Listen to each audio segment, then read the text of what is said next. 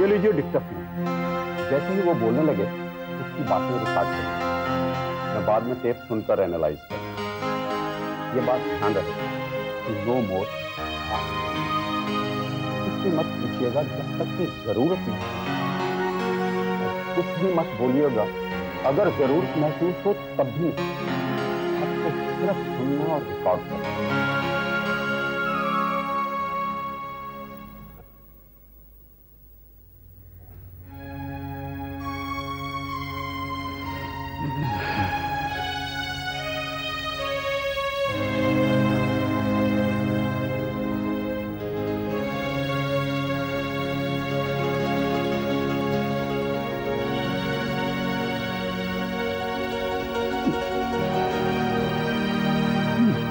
नीरशवाल, दीपिका वो सो रही है। Thank you mister Neerashwal. अगर आप ना होते तो मेरी दीदी को जागना पड़ता। Thank you. मुझे मेरी दीदी बहुत अच्छी लगती है और मैं थोड़ी सी भी तकलीफ नहीं दे सकता।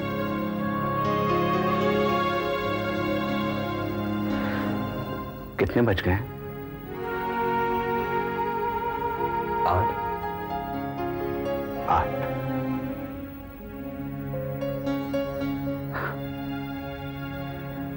दिन के या रात के?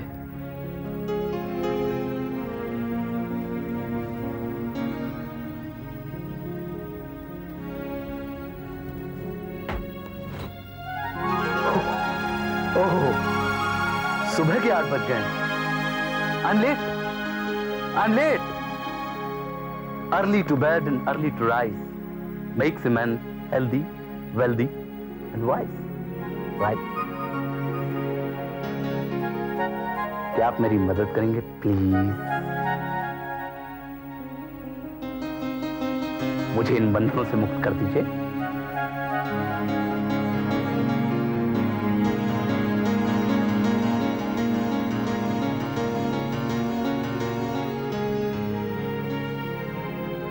Thank you.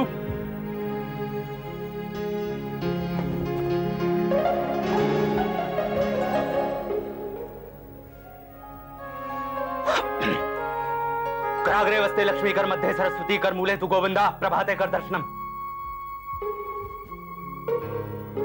चलो, टाइम फॉर एक्सरसाइज।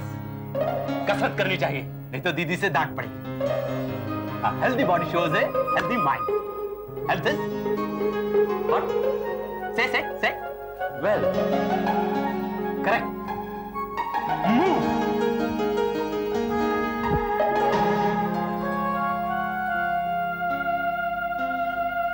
"46, 47, 48, 49, 50। अब आपकी बारी मिस्टर सवाल। नहीं, मैं नहीं कर सकता। नहीं कर सकते? ओके, तो हम जॉगिंग करते हैं, उसके बाद योगा। Okay, come on. क्या हुआ? आइए ना, कम ऑन। पैर उठा के। मिस्टर शिवाल, आप एक्सरसाइज नहीं करते ना? थक गए ना? क्या उम्र है आपकी? Okay, let me guess.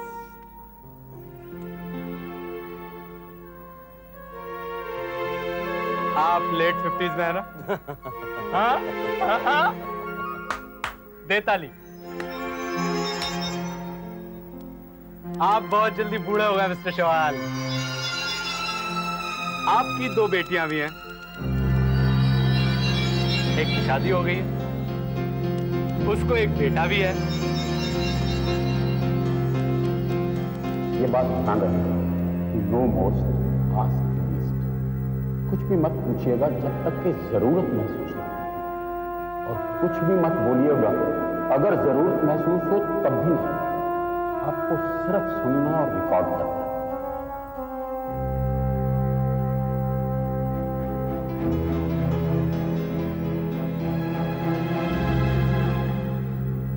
क्या बात है मिस्टर शवाल? आप इतने चुप क्यों? मुझे कम बोलने की आदत है। Really? और मुझे ज्यादा बोलने की आदत। दीदी तो मुझसे बहुत गुस्सा हो जाती है। दीदी मुझसे बोलती है कितना बोलता है, बोलते बोलते तेरा मुंह नहीं थकता है। लेकिन मेरा एक जिगरी दोस्त है रमन, उसे मेरी बातें बहुत अच्छी लगती हैं। हम लोग खूब सारी बातें करते, घंटों साथ में खेलते हैं, बहुत मजा आता है। वो कहाँ है आजकल? वो तो मर गया, उसे कैंसर हो गया था ना। मिस्टर शेवाल, अपने एक जिगरी दोस्त को खोना कितना बुरा लगता है। अरे हाँ, आपने भी तो अपने एक जिगरी दोस्त को है ना? लोगों ने देखा आपने गोली चलाई, लाला गोली घुसी, लोगों ने देखा। लेकिन ये बात सच नहीं है, हाँ? ये झूठा सच है मिस्टर शेवाल। ये झूठा सच है। बाबू, बाबू मुझे मारेंगे, बाबू बचाओ मुझे, बचाओ। मुझे मारेंगे, अंदर ले आओ, अंदर ले आओ उसे।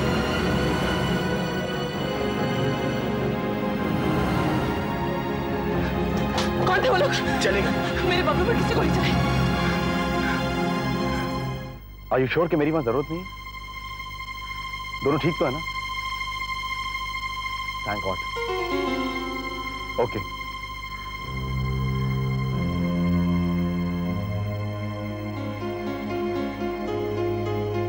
क्या हुआ मैं? किसका फोन था? मोहिनी जी का। किसी ने बबलू पर गोली चलाई। किसने? पता नहीं, लेकिन कोई पकड़ा नहीं गया। राधिका, सवाल ये नहीं है कि गोली किसने चलाई, सवाल ये है कि गोली क्यों चलाई और वो भी अभी क्यों। इसका मतलब ये जरूर है कि कुछ लोग बबलू की तलाश में हैं। उन्होंने पहले भी उसे पकड़ा था, लेकिन हमेशा उसे हिफाजत से रखा। फिर आज वो लोग बबलू की जान लेने पर क्यों उतार? एक वजह हो सकती है बबलू की दिमागी हालत। पर वो तो बहुत अच्छी प्रोग्रेस कर रहा है, कुछ ही दिनों में नॉर्मल हो जाएगा। तुमने तो कहा था कि वो शायद गवाही भी। Oh my God.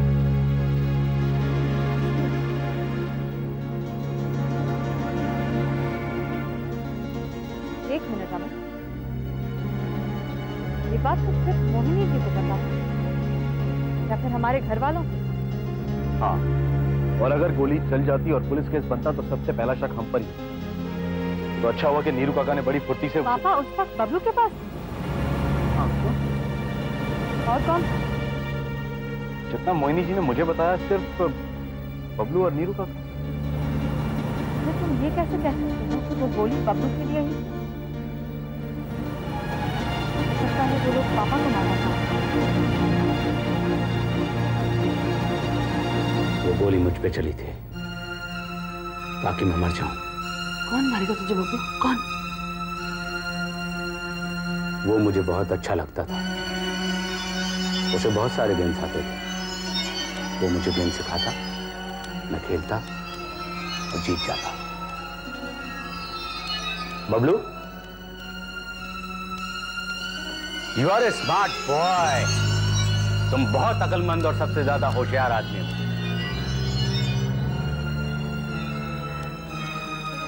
उसके पास असली गन, मैं उसे गनदोस्त कहता। उसने मुझे गन दिखाई, कैसे चलाते हैं सारे पार्ट, सब कुछ। उसने मुझे चोर पुलिस का खेल सिखाया। जब वो नहीं होता, मैं और रमन दोनों मिलकर उसके सारे गेम्स खेलते। वही रमन जो बीमार था?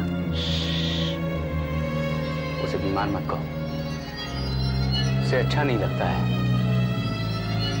उसे तो मेरे साथ खेलना अच्छा लगता है, मैं उसका बेस्ट फ्रेंड हूं ना। उसे मेरे साथ बहुत मजा आता है। उस रात भी हम लोग चोर सिपाही का खेल खेल रहे थे। रमन चोर, मैं सिपाही, लेकिन मजा नहीं आ रहा था, गन नहीं थी ना। गनदोस्त, गनदोस्त, मुझे अपनी गन दो ना प्लीज। प्लीज मुझे अपनी गन दो। और उसने मुझे अपनी गन दी थी, पूरी भरी हुई थी। मैं रमन को ढूंढने लगा, गन दिखानी थी ना मुझे। रमन मुझे खिड़कियों के पीछे दिख गया, दुबका हुआ था। मैंने उसे देख लिया था। मैं उसे हैंड्सअप कहने ही वाला था कि उसने मेरा मुंह बंद कर दिया और मैंने गन उसके सीने पर रख दी। मैडम, नीचे आपसे मिलने आए कोई। जो भी उन्हें नीचे बिठाओ, चाय पिलाओ और दोबारा हमें डिस्टर्ब मत करो। ठीक है। फिर क्या हुआ बबलू? क्या क्या दीदी? तू अभी कह रहा था ना? मोहिनी, तू कह रहा था ना कि तुझे फिल्म देखनी है, जा जो चाहे कैसेट ले आ। कोई भी? हाँ हाँ हाँ।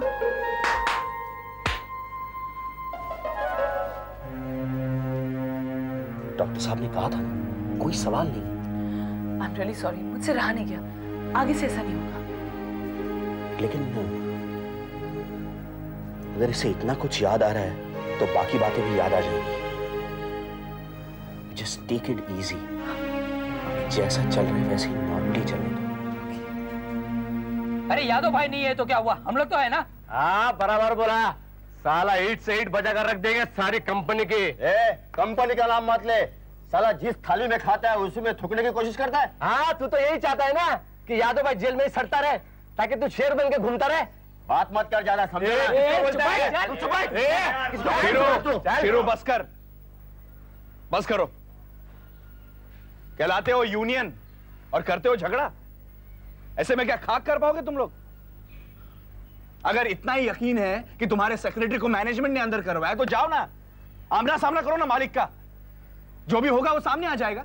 कहना आसान है, करना मुश्किल है। अरे कौन खड़ा रहेगा मालिक के सामने? कौन बात करेगा उनसे? मैं करूंगा। आप? हाँ मैं करूंगा। और अकेला क्यों? तुम्हारी यूनियन है ना, यूनियन। दिखाओ अपनी ताकत, चलो मेरे साथ। मैं पूछता हूं उन लोगों से कि गणेश यादव के खिलाफ ये साजिश क्यों? कैसी साजिश? यादव के साथ जो कुछ भी हो रहा है वो पुलिस की कार्रवाई है, इसमें हमारा कोई लेना देना नहीं है। यादव से तो है। माफ कीजिएगा मालिक, लेकिन जितना जोर आप और डी के साहब लगा रहे हैं मिलिंद बाबू को छुड़वाने के लिए, अगर उसका एक हिस्सा भी आपने यादव को छुड़वाने के लिए लगाया होता तो आज यादव अपने साथियों के बीच खड़ा होता। मैं भी यही चाहता हूं, कंपनी का कोई मुलाजिम, वो भी यूनियन का सेक्रेटरी जेल में हो, यह हमारे लिए भी कोई फक्र की बात नहीं है। कंपनी में तनाव बढ़ रहा है सो अलग, लेकिन यादव की गिरफ्तारी में मेरा या कंपनी के मैनेजमेंट का कोई हाथ नहीं है। बिलीव, और यह साबित करने के लिए मैं कुछ भी कर सकता हूं। क्या आप यादव को कैरेक्टर सर्टिफिकेट दे सकते हैं? क्या आप ये लिख के दे सकते हैं कि यादव आपका बरसों पुराना वफादार मुलाजिम है और उसका राधिका किडनैपिंग के साथ कोई सरोकार नहीं हो सकता? जर्नलिस्ट होना, खुद ड्राफ्ट कर लेना, मैं साइन कर दूंगा। और अगर इसके बावजूद भी यादव को रिहा नहीं किया गया तो उसके जमानत की रकम भी कंपनी देगी। और अगर यादव के खिलाफ जुर्म साबित हो गया और उस पर मुकदमा चलाया गया तो उसकी ओर से बड़े से बड़ा वकील भी कंपनी खड़ा करेगी। Thank you sir. बोलो, और क्या चाहिए? हमें यादव की रिहाई चाहिए। पहले आपने पूछताछ के लिए उसे कस्टडी में लिया, ठीक है, उसके बाद रिमांड भी ठीक है। आपने रिमांड की मुद्दत बढ़ाई, वो भी ठीक है, लेकिन अब क्या? अब या तो आप उस पर मुकदमा चलवाइए या फिर उसे रिहा कर दीजिए। हाँ, आखिर यादव भाई हमारे यूनियन के लीडर है। यादव भाई अकेले नहीं है, हम सब उनके साथ हैं। सब उनके साथ हैं। ये पुलिस स्टेशन है, तुम्हारी यूनियन का ऑफिस नहीं। आवाज नीचे रखो। देखिए एसीपी साहब, हमारे पास यादव का कैरेक्टर सर्टिफिकेट है, खुद नीरज शवाल ने साइन किया हुआ, और इसमें साफ साफ लिखा है कि यादव एक बहुत ही ईमानदार, बहुत ही भरोसेमंद और बहुत ही मेहनती मुलाजिम है जो राधिका किडनैपिंग केस के साथ कोई सरोकार नहीं रखता। अब इसके अलावा अगर आपको कुछ और चाहिए तो हम वो भी कर सकते हैं। सबसे पहले तो आप सब लोग मेरे कैबिन से बाहर निकलिए। लेकिन ये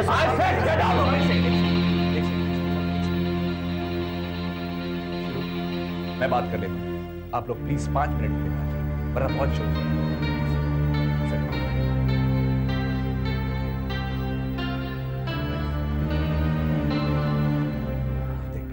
क्या समझते हो तुम? एक महंतो केस छोड़कर हमारे पास और कोई दूसरा काम नहीं है? एक सेकंड, रिपोर्टिंग छोड़ दी तो क्या अखबार भी नहीं पढ़ते? एक साथ 2-2 लाशें मिली हैं बीच पर, रेप विद मर्डर, और तुम ये मोर्चा लेकर मेरी ऑफिस में घुसा। देखो केतन, दोस्ती और रिश्तेदारी एक तरफ, काम एक तरफ। आज के बाद इस तरह ऑफिस में घुसकर मुझे प्रेशराइज करने की कोशिश मत करना, समझे? मेरे समझ में नहीं आता यह आदमी इतनी जल्दी सारे वर्कर्स का हीरो कैसे बन गया। क्यों नहीं सर, यादव को छुड़ाने के लिए वो दिन रात एक कर रहा है। इतना ही नहीं सर, एसीपी मालिक सब लोगों के साथ लड़ भी रहा है। यही तो ताज्जुब की बात है। वर्कर्स तो ठीक है लेकिन खुद मालिक उसकी बात मान रहे हैं। सर अब मालिक का ही आदमी है तो क्या? अब सर वो कुछ नहीं, वो केतन मालिक का आदमी, और ये बात तुमने मुझसे आज तक छुपाई? ठीक है साहब। क्या है? तुमना अभी तक कारपेंटरी का काम खत्म नहीं हुआ। देखो मुझे अगले हफ्ते ये ऑफिस तैयार चाहिए, समझे तुम? दिन रात काम करो, जाओ।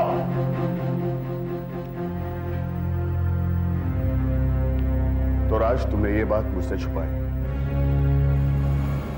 आई एम वेरी सॉरी टीके साहब, मैं आपके लिए कुछ भी कर सकता हूँ, पर सर मेरी भी अपनी फैमिली प्रॉब्लम्स है। मैं मालिक के हुक्म के खिलाफ तो नहीं रह सकता ना। टीके साहब, ये मालिक के स्ट्रिक्ट इंस्ट्रक्शंस थे। ये बात किसी को नहीं पता चलनी चाहिए कि वो आदमी उनका है।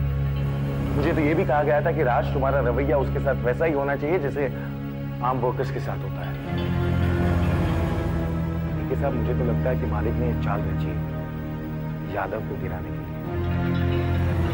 वो वर्कर्स में तो हीरो बन ही चुका है। अब जब यादव जेल से बाहर आएगा तो उसके एहसान के नीचे दब जाएगा। जैसा वो कहेगा वैसे वो करेगा।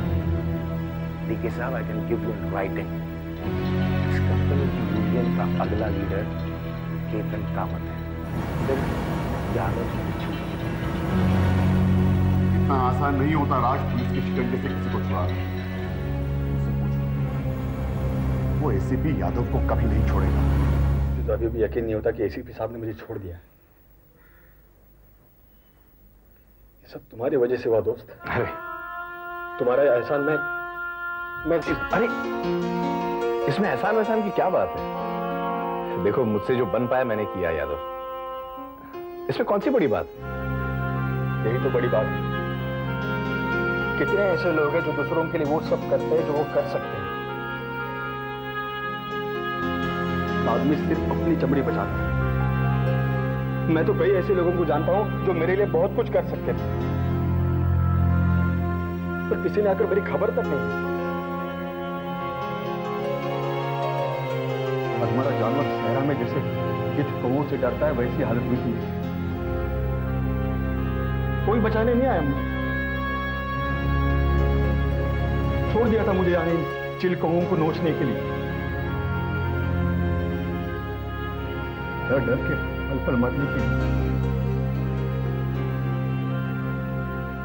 देखिए मेरी हालत देखिए। क्या मैं वही यादव लगता हूं?